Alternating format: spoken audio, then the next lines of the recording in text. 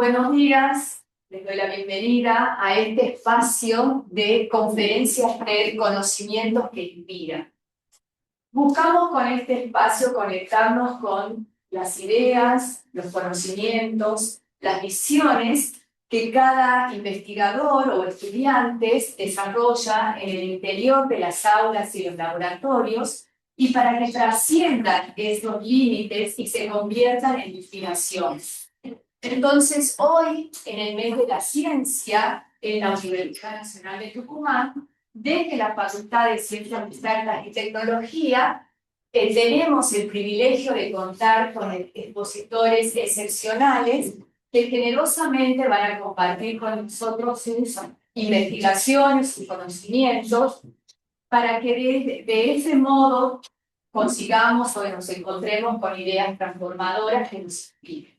En el programa de hoy vamos a contar con la presencia de Graciela Molina en su charla Inteligencia Artificial y Meteorología del Espacio.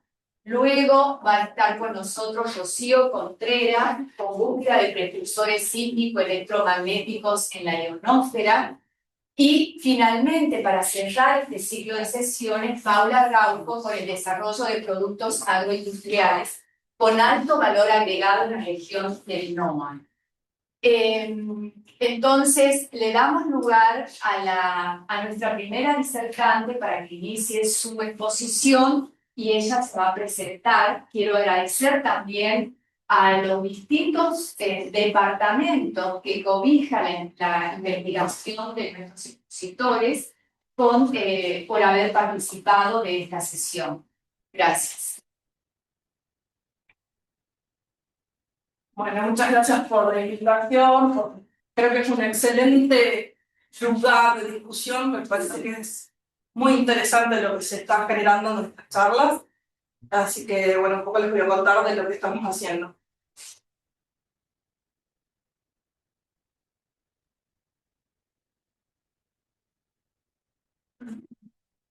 Bueno, yo la charla de hoy era inteligencia artificial y meteorología del espacio, y después de conversar un poco de las interacciones con los otros grupos, porque adivinen qué ha pasado, antes de empezar, ya empezamos a charlar y a las sinergias y cosas copadas que hay entre los distintos grupos. Voy a tratar de modificar un poco la charla en vivo, dándole un viso un poco pensando en lo que hemos estado charlando acá en presencial, también con la gente que esté conectada. En este momento yo estoy liderando un grupo que se llama Tucumán Space Weather Center y está en inglés. Y tiene una de las cosas que siempre hemos discutido es por qué ponerle ese nombre. Y la razón de lo que hemos puesto en inglés es porque queríamos darle como una presencia un poco más internacional, pero donde queríamos que diga Tucumán, ¿no? Porque siempre cuando se dice Argentina, toda la gente que iba afuera pensaba en Buenos Aires. Entonces queríamos que específicamente esté bien arraigado en nuestra universidad. Entonces ese era el objetivo del nombre del grupo. El grupo el grupo trabaja especialmente en tres áreas, en lo que es Space Weather o meteorología del espacio, que ya les voy a dar una introducción muy breve. Trabajamos mucho con toda la parte informática, hacemos inteligencia artificial, procesamiento de grandes volúmenes de datos, y también hacemos programación científica, y además nos dedicamos a instrumentar. El grupo no es solo el de Tucumán Space Weather Center, no es solo de mi departamento, pero también participan en laboratorios de telecomunicaciones. Entonces, hay como una sinergia entre varios lugares. Bueno, justo me están ladrando al lado. Pero bueno, hay como ya, desde el vamos el grupo ya tenía una sinergia particular, muy multidisciplinaria. De hecho, el grupo está formado por estudiantes de grado, estudiantes de posgrado, tesistas doctorales, por supuesto, y postdoc y investigadores, hay de todo, pero en distintas ramas, ¿no? O sea, hay una estudiante que es de geofísica, hay dos físicos, hay una licenciada de matemática, hay electrónicos, hay informáticos, bueno, tenemos un montón. Tenemos 5 chicos que hacen informática, así que medio como que estamos acostumbrando a hablar distintos idiomas. Creo que eso es como la clave de todo esto. La otra cosa es que ya les voy a explicar un poco qué es esto de Space Weather, pero el Space Weather es algo global, ¿no? Es algo universal. Entonces no se puede trabajar solo. O sea, yo no puedo hacer Space Weather en Tucumán y solo mirar para arriba al espacio desde mi lugar donde estoy parada. Esto se basa y trabaja a través de colaboraciones.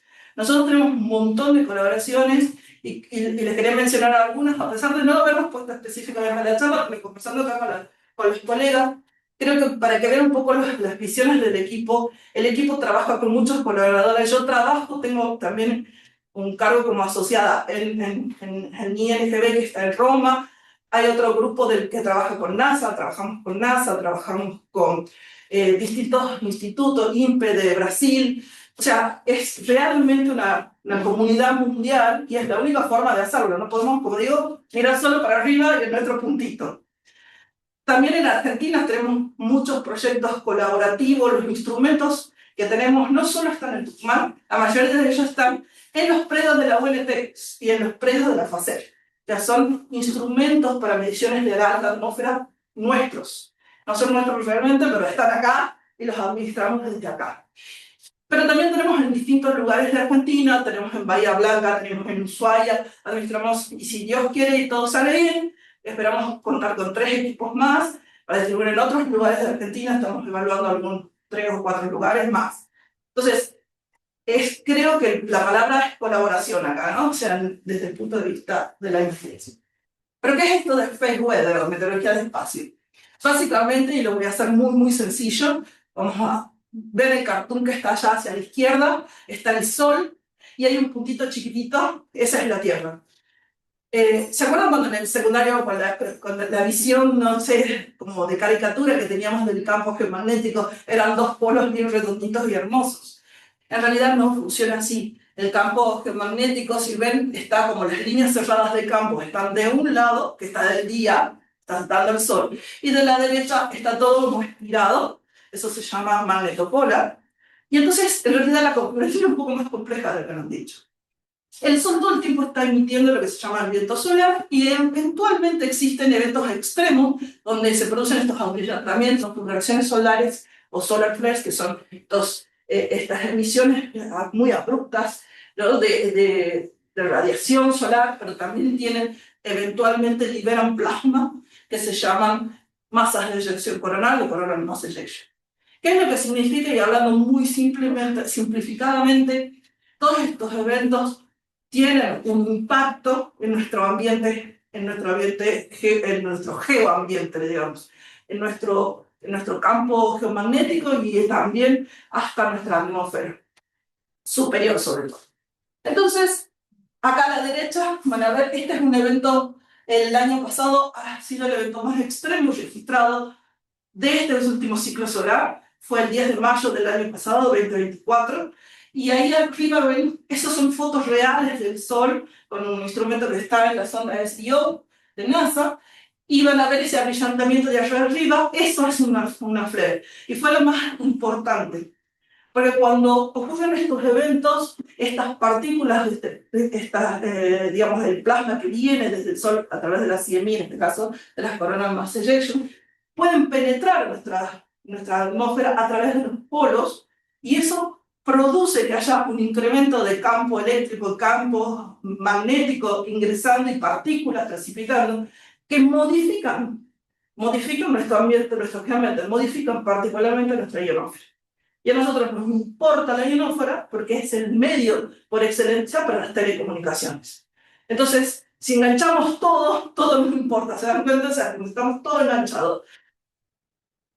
Este ha sido tan extremo que se han empezado a ver auroras. Las auroras son una manifestación visual de este acoplamiento entre el Sol y la Tierra, de todo ese ambiente, y entonces normalmente se quedan en las zonas polares.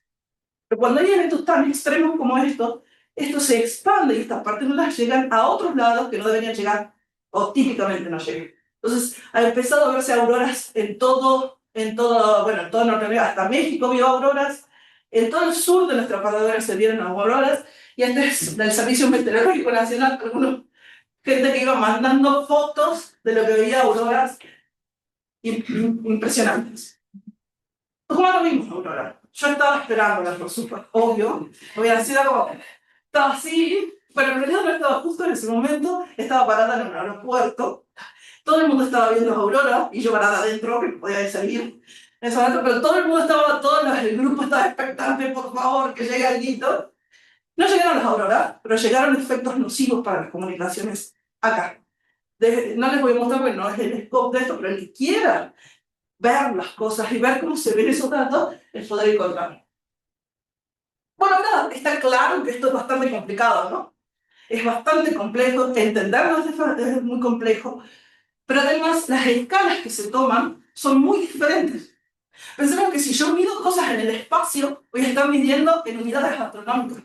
Pero si yo mido cosas en mi atmósfera superior, voy a medir en metros o en kilómetros. Entonces estamos hablando de escalas que se tienen que ajustar automáticamente. Pensemos ya en nuestra cabeza ingenieril, en nuestra cabeza de exactas. Eso va a ser un conflicto para nosotros, entender esas múltiples escalas al mismo tiempo. También temporalmente, porque lo que llega, tal vez la radiación no llega en 8 minutos, pero el plasma o el viento solar acelerado pues llegan 2 días después. O sea, todos son escalas diferentes y producen efectos diferentes y de distintas escalas. O sea, es recontra difícil de observar y darse cuenta cuál es en realidad el origen de alguna perturbación. Pasa más. Claramente, ¿cómo lo vamos a encarar nosotros? Y vamos a tener que medir, tenemos que observar este ambiente, hay que observar este dominio tan complicado. Entonces se observa en el Sol, se observa en la Tierra, se observa en el medio. ¿Y cómo se hacen para observar? Y bueno, con sondas espaciales. Pero hagamos el ejercicio mental de pensar que si yo mando una sonda espacial, imagínense que no se mandan misiones cada 2 por 3. Se manda por ejemplo, ahora hay algunas zonas que están buenísimas, están llegando al Sol, que es, digamos, tan cercano como nunca se ha podido llegar, como el Solar Orbiter o algo de estas misiones súper copadas. Pero están una navecita cerquita de todo el Sol y están midiendo parcialmente un pedacito del Sol y con un ángulo y con una perspectiva particular. Entonces, todo el mundo dice, sí, hay datos. Sí, hay muchos. Muchísimos. Yo sí les he contado. Nosotros tenemos hasta 5 instrumentos en Tucumán. En otros lugares, en Argentina, hay 2 o 3. Ahora imagínense que desde acá, desde la Tierra, estamos mirando en un punto y queremos extrapolar o intentar todo un sistema con eso. Es un montonazo de trabajo y es mucha data, pero no es suficiente data. O sea, hay que tener eso en la cabeza, que tenemos muchos datos, que no sabemos cómo tratarlos, pero no estamos viendo toda la big picture, ¿no? La vista general. Entonces, les voy a presentar en realidad, la idea era contarles 2 desarrollos, 2 cosas que estamos haciendo en el grupo para tratar de empezar a entender algunas cosas de estos sistemas tan complicados, ¿no? O sea, parcialmente estamos haciendo algunas cosas en particular. El primer caso, y acá es para unir las 2 ciencias, ¿no? Para ver cómo se puede hacer la inteligencia artificial para colaborar con esos datos y colaborar con el conocimiento. En este caso, lo estamos aplicando a lo que son rayos cósmicos galácticos, porque todo el mezclado que les he dado lo podemos empeorar, siempre puede ser peor. Los rayos cósmicos son partículas o subpartículas atómicas que son aceleradas típicamente en galaxias lejanas, ya o en estrellas o novas o no sé qué, súper lejos, eso es astronomía. Y ese flujo de partículas de muy altas energías siempre está arribando constantemente a la Tierra. Pero tiene la particularidad que cuando esas partículas en interacción, por ejemplo, con una nube magnética o alguna de estas químicas, digamos, de género puede ser una nube magnética que está llegando a la Tierra, los rayos cósmicos interaccionan, o sea, son deflectados, son cambiados, su trayectoria cambia, y a nosotros nos llega menos flujo de rayos cósmicos. Entonces, si yo leo con un detector, que acá tenemos uno, este que está acá, ese tanquecito, es un detector Cherenkov de radiación, Cherenkov. Y si yo soy capaz de mirar el flujo y darme cuenta cuando empieza a bajar el flujo, yo sé que algo viene, ¿no? Algo está pasando, entre el camino se me está pasando algo. Entonces es una forma indirecta de observar mi sistema. Lo que nosotros hacemos es, ahora, ¿cómo lo pensamos? ¿Cómo medimos ese flujo, no? Lo que hacemos es mirar allá arriba, van a ver como una lluvia, ven como una cascada, de hecho es unas cascadas de partículas. Cuando estas partículas llegan a nuestra atmósfera, empiezan a interaccionar con los elementos de nuestra atmósfera y empiezan a generar otras partículas o lo que nosotros llamamos cascadas secundarias. Estas cascadas secundarias son finalmente lo que va a detectar el detector, para la redundancia. Llegan las partículas al tanque y esto que ven acá es un fotomultiplicador, que es lo que observa simplemente es cuando se emite un fotón debido a la radiación Cherenkov que se produce al pasar la partícula por el tanque. Dicho de otro modo, y simplificadamente, contamos cuántas detecciones. Este sistema solamente me da cuentas. Pasaron 1, 2, 3 partículas. Entonces lo que nosotros tenemos es simplemente esto, un histograma de carga, el histograma de detección. Eso para estas energías, cuántas cuentas, cuántas veces conté partículas que lleguen. No me dice qué partículas llegaron. Y el trabajo nuestro era tratar de desacoplar esto y tratar de entender qué partículas. Esto es una simulación, aquí están desarmadas por cada mones, bueno, por cada tipo de subpartícula, y tratar de entender si podíamos automáticamente saber qué partícula colaboraba o aportaba más energía en determinado punto. Bueno, teníamos el problema de que sabemos que llegan cosas, sabemos que esas cosas que nos llegan son muchas, no sabemos qué cosa es cada una, es decir, no sabemos la verdad. Somos ground truth, entonces no tenemos otra manera de trabajar con lo que nosotros llamamos un sistema, bueno, un machine learning no supervisado. No sabemos cuál es la verdad. Y este es un trabajo que hizo Tiziano, uno de los chicos del grupo, que bueno, ya tiene 2 papers al respecto, y esto que ven acá es lo que nosotros llamamos en inteligencia artificial, la gente que hace estos tipos de cosas, un pipeline de datos, ¿no? Vamos mostrando cómo se van transformando los datos o cómo podemos ir a modelar en función de esos datos.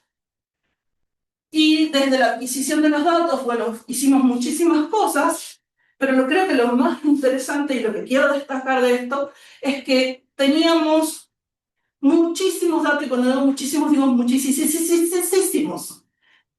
Este trabajito que hicimos con 1 hora de datos, 1 hora de datos en un solo detector, y procesamos, limpiamos los datos y nos quedamos con el 5% de esos datos. Y el 5% de esos datos eran 24 millones de eventos. Entonces estoy hablando mucho de verdad. En este momento, nosotros usamos varios clústeres argentinos y del exterior también para poder correr todas estas simulaciones que hacemos. Y estamos tratando de ahora ver si lo podemos correr 1 mes de datos. O sea, estamos remando un dulce de leche, literal, para tratar de que no se nos mueran los programas con 1 mes de datos. Finalmente logramos, bueno, en particular para después lo que quieren, les paso toda la información, se acercan, yo no tengo problema, están los papers también. Es más, lo tenemos público, las cosas son todas públicas, software, datos, todo es público. Y llegamos a desacoplar, pudimos agrupar, descubrimos cuál era la mayor contribución, hicimos una validación. El problema de esto, como decía, no sé la verdad, pero hicimos un plan B, dijimos, bueno, nosotros ya sabemos por la física que se comporta como se debería comportar. Hay que saber, digamos, el problema detrás, el dominio, hay que conocerlo mucho. Pero después queríamos hacer una validación un poco más fuerte, y entonces hicimos una simulación numérica con muchos tipos de software, de hecho varios simuladores muy conocidos, y metimos en el mismo algoritmo y tenían que dar lo mismo que nosotros ya sabíamos que era partícula. O sea, inventamos partículas que llegaban, armamos el histograma y después los desacoplamos y vemos si daban lo que tenían que dar. Y estuvimos muy felices porque llegamos porque queríamos que dé. Entonces ahí está desacoplado, hemos hecho algunos tipos, este tipo de algoritmo se llama clustering, en particular este es el nombre del algoritmo para el que quiera chusmear un poco, pero básicamente, automáticamente es posible determinar algunas curvas. Esto, por favor. Lo más interesante de todo fue que pudimos descubrir cosas nuevas. No física nueva, pero geometría del tanque, y pudimos ver que teníamos razón en algunas cosas. No fue solo capaz de separar las partículas, sino que en un momento nos separaba un grupo de muones distintos. Dice, todos estos muones se comportan de una forma y todos estos otros se comportan de otra. ¿Eso por qué? y empezamos a volver de nuevo a la física para tratar de explicar por qué. Y cuando vimos en las simulaciones, claramente estaba asociado con la forma en que la partícula llegaba al tanque. Nos pudo desacoplar los muones que llegaban de forma vertical, esta es una simulación, cada una de esas trazas verdes de una partícula cruzando el tanque, de las que llegaban en otros ángulos. Entonces, él era como mucho más inteligente que nosotros, y ahí nos asustó un poco, como todo lo que hace la inteligencia artificial, porque descubrió cosas que teníamos medio olvidadas respecto de la geometría de la física, y nos abrió los ojos de nuevo. Entonces, es consistente con todo lo que sabemos. Y ese ha sido el primer caso, es una de las líneas de investigación que tenemos, y la otra línea de investigación que es muy importante en este momento es la de tratar de ahora usar algo supervisado. En realidad tenemos muchas líneas, voy a contar solo dos, después los que quieran me preguntan lo que quieran. Pero básicamente lo que queremos hacer ahora es, ¿se acuerdan que les dije que a veces nuestra ionosfera estaba perturbada y a veces no? Entonces, ¿cuál es la expectativa? Es que si yo tengo algún sistema que depende de las comunicaciones a través de la ionosfera, quiero saber a priori cómo va a estar, ¿no? Quiero un pronóstico, como nosotros queremos saber si mañana va a llover o no. Bueno, que quiero saber si mañana voy a comunicar bien o no. Así de simple. Eso se llama pronóstico, y en particular usamos un parámetro de todos los parámetros que pueda haber de la ionosfera, que se llama el contenido total electrónico de la ionosfera, y que se puede estimar a través del paso, digamos, desde un satélite GNSS, como los GPS, hasta un receptor eléctrico. Y entonces ahí hicimos varias cosas. Hicimos un análisis de datos y un análisis bayesiano de datos. Hicimos con Deep Learning, pronosticamos para muchos puntos en el globo terráqueo. Hicimos transferencia de conocimiento para Tucumán. Y ahora también estamos haciendo test de alta resolución sobre Tucumán para ver otras escalas. Y ahora les cuento un poco más. Rapidísimos.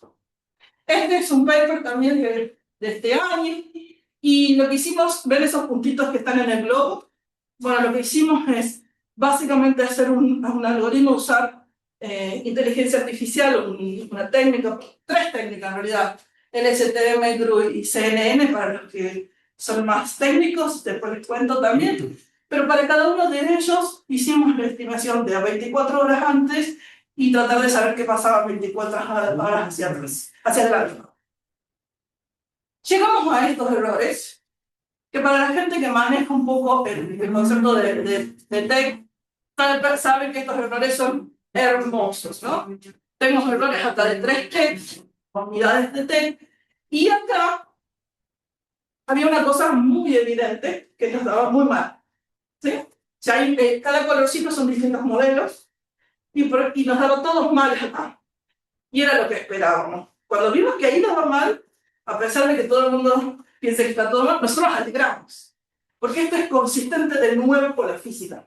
En esta área donde son las bajas latitudes, es donde es más compleja la electrodinámica, y entonces yo sé que es más difícil, y yo esperaba que sea difícil. De hecho, obviamente que en Tucumán tenemos todos los problemas de la vida. También estamos en baja altitud, estamos debajo del SAMA de las anomalías magnéticas, estamos debajo de la anomalía de ionización ecuatorial, todas las anomalías las tenemos acá. Entonces, obviamente, esperábamos que sea feo y están consistentes con los valores que son típicamente, ¿no? Sí, creo que está bueno, acá en este trabajo lo fuerte es hacer cómo convertir los datos para estos tres modelos. Estos dos modelos son modelos sobre series de tiempo, y este es sobre imágenes, pero transformamos las series de tiempo en imágenes para trabajarlas como imágenes para finalmente hacer el problema. Bueno, incorporamos una licenciada en matemática y nos dijo, bueno, a mí no me convence nada de lo que hace. Tiene que estar todo muy bien y tiene que estar todo muy explicado y todo muy analizado. Entonces ella está trabajando en hacer un análisis bayesiano de datos, que es una forma de estadística un poco distinta. La conocemos como una estadística condicional, ¿sí? Es muy diferente a la que estamos acostumbrados, y empezamos a analizar cómo eran estas series de tiempo estadísticamente para todo el globo terráqueo. Bueno, hay un trabajo que está, parte del trabajo está publicado, pero está trabajando ahora Noelia en esto. Acá, ¿para qué nos sirvió esto? Cuando uno hace redes neuronales, básicamente le tiene que dar cómo va a ser la distribución de los datos para que empiece aleatoriamente a elegir los datos en función de esa distribución. Entonces, al ajustar una distribución un poco más adecuada, le estamos dando más información, ajusta mejor y el modelo que generamos un poco mejor. Y esa es la base de todo esto, ¿no? Hacer un buen análisis de nuestros datos. Bueno, nosotros decimos, ¿qué pasa si yo quiero pronosticar para Tucumán? Entonces empezamos y dicen, bueno, no pasa nada, bajemos los datos, pongamos los datos, ajustemos, hagamos nuestras cuentas. Cuando queremos hacer eso, nos damos cuenta que los datos tienen muchos gaps y que no hay series de tiempos tan largas. Para el global hicimos con 10 años, 11 años de datos un ciclo solar. Para Tucumán no teníamos tantos datos, teníamos muy pocos datos. Y entonces nos surge la idea de esto, bueno, busquemos alguna forma de transferir lo que ya conocíamos de forma global, transferir ese conocimiento a algo local. Y entonces usamos un concepto que se llama transfer learning, que lo que hace es solamente reentrenar con los datos nuevos que tenemos, pero aceptando las cosas que ya aprendió el modelo global en este caso. Y lo transferimos para Tucumán, y este es un trabajito que literalmente esta semana estamos mandando también, que es de Jorge, estamos mandando a publicar. Nos salió bastante lindo, parece que son bastante feos, vean ahí, pero en realidad imagínense que con tan poquitos datos le pegamos más o menos en los mismos errores que el global, ese es un montonazo. Ahora hay que ajustar, hacer un fine tuning, y ese sería el paso B, digamos, ¿no? Y un poco más de datos necesitamos, la verdad, de todo. Y finalmente empezamos a decir, bueno, imagínense, los datos anteriores tenían unas 2 horas de resolución, y es decir, estaban muy promediados, muteados. Entonces, si yo quiero ver eventos o quiero ver algún tipo de efecto que sea muy rápido, que ocurra muy rápido o que sea de una escala más chica, no me alcanzan 2 horas. Entonces queremos aumentar la resolución, y al aumentar la resolución empiezan a aparecer otros problemas más grandes. Y acá en esto está trabajando Atuel, que lo que está haciendo es subiendo la resolución. Imagínense que al subir la resolución es como poner una lupa, estoy viendo más cosas, entonces ya no me ajusta igual que como antes. Entonces me empiezan a pasar otros problemas nuevos, ¿no?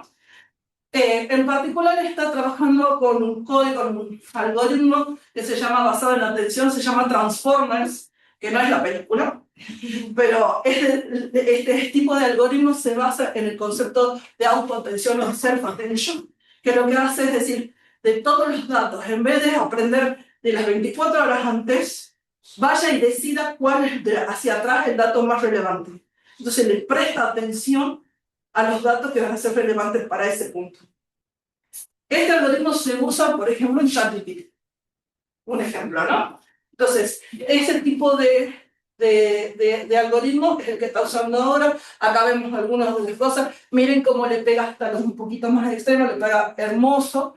Igual para mí sigue siendo, podemos tunearlo un poco mejor, y tenemos que mejorar la cantidad de datos, por supuesto. Para esto también en este momento está escribiendo Atuel su primer paper, de esto estaríamos mandando en unas semanitas sobre este también. Así que un poco con esto, quería un poco cerrar la charla. Solo les he dado 2 ejemplos de 2 cosas que hacemos en el grupo. Hacemos un montón, como les digo, somos informáticos y hay mucha gente joven. Entonces ellos tienen como muchas energías, está muy bueno eso. Hacemos un montón de cosas, y en este momento, en el 2022, como somos súper bravos, armamos una conferencia internacional que fue en CONAE, en Buenos Aires, saliendo de la pandemia, cuando no sabemos si se podía llegar o no, había gente que no podía llegar, había países que tenían permisos, otros que no, y así todo, una hermosa conferencia sobre Machine Learning para Space Weather, y ahora estamos organizando la que sigue. La que sigue va a ser en Costa Rica. No somos tontos para elegir el ejemplo. Se habrán dado cuenta. Y la próxima va a ser en febrero, Iba a poner la playa, pero me parecía que ya iba a ser muy malo de mi parte. Se por lo menos puse la cascadita. Y está, de hecho, esta es la foto que está emocionada. Fíjense que está, creo que este el ARSAT de las maquetas. Y bueno, este es un proyecto internacional, por supuesto. De hecho, soy la única latina en el grupo de organización, pero ahora van a estar todos involucrados, los estudiantes de doctorado, toda la UNT va a tener que estar, varios de la UNT van a tener que estar ahí involucrados, pero creo que es un poco para mostrar que estas colaboraciones llevan a... Es como una muy linda sinergia, ¿no?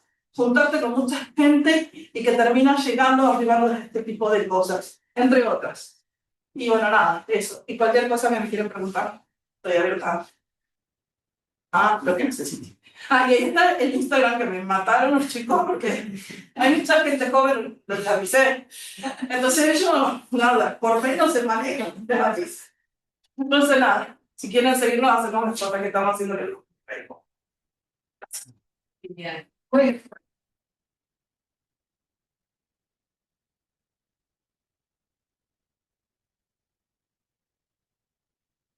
no se puede sentar, ¿no? Pero algún comentario, alguna pregunta que tengan. ¡Wow! Tal cual. ¿Cuál es el objetivo final de medir las partículas que entran? Por lo que escucho es humores, porque también... En realidad queremos ver todas las partículas. Los mones fue un caso muy particular porque te digo que pudimos hacer cosas que no creíamos que íbamos a poder, pero en realidad, y lo hice simplificado, de forma indirecta cuando el flujo baja, yo sé que algo viene del sol y me tengo que preparar. Viene una tormenta. Esa es una. La otra cosa que nos creemos es que algunas de estas partículas, yo creo que están aceleradas afuera de la galaxia, pero algunas muy particulares son aceleradas en el Sol en algunos eventos muy extremos. Se llaman GLE, Ground Level Enhancement, y estas son muy pocas que se han podido detectar con una en 10 o 6 cuantos años. Cada una de estas puede llegar a la Tierra y tiene mucha más energía. Y entonces yo sé que son aceleradas directamente del Sol, una reacción directa con el Sol. Entonces yo puedo monitorear la actividad solar, puedo monitorear la actividad de Space Weather con eso. De hecho es lo que se hace. Uno pone todos estos datos en simultáneo y nosotros, de hecho, en el grupo, como les comenté, hay geofísicos en el grupo, dos chicas, bueno, están trabajando monitoreo continuo todas las semanas. Ellos todas las semanas generan un reporte de condiciones desde el Sol hasta Tucumán y hasta Bahía Blanca en particular, qué es lo que está pasando. Estos reportes, a diferencia de muchas áreas, esto es muy aplicado, estos reportes son usados en Space Weather, no solo la parte científica, sino hay toda una parte operativa. Son usados por empresas, son usados por particulares. Por ejemplo, nosotros les damos a los radioaficionados, les decimos, mira, te va a pasar esto. Ellos se alegran porque cuando hay una tormenta geomagnética a veces pueden transmitir más lejos. Entonces, ellos acomodan sus radios o su trabajo de acuerdo a las condiciones. Entonces, nosotros todas las semanas tenemos un reporte de exposición. Este es uno del campo. ¿Y ustedes han podido medir correlaciones de efectos de las telecomunicaciones y poder informar al Estado para que tome acciones? Sí, de hecho, es un poco, en realidad, el Space Weather está mucho más organizado de lo que uno cree. La Organización Meteorológica Mundial es uno de los organizadores, el ICES es otro, y todo lo que es ICAO, que maneja los aviones, no sé si sabían que para hacer aproximaciones los aviones se manejan con radio también.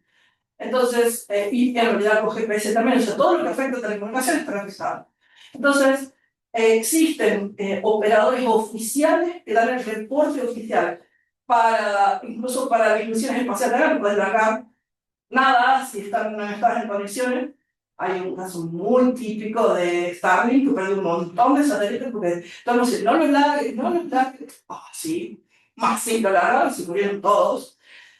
Y desde ahí empiezan a pagar las empresas para que nosotros, digamos, científicos, les den estos reportes. Los agricultores también pagan, porque los agricultores de alta precisión se manejan con GPS. Entonces, cuando hay muchas perturbaciones, sobre todo al norte argentino y al sur brasilero, sobre todo los brasileros, de hecho, ellos ya saben, de noche no los prendan a tractores porque se les pierde. O sea, ya saben que pasaron cosas, no saben por qué.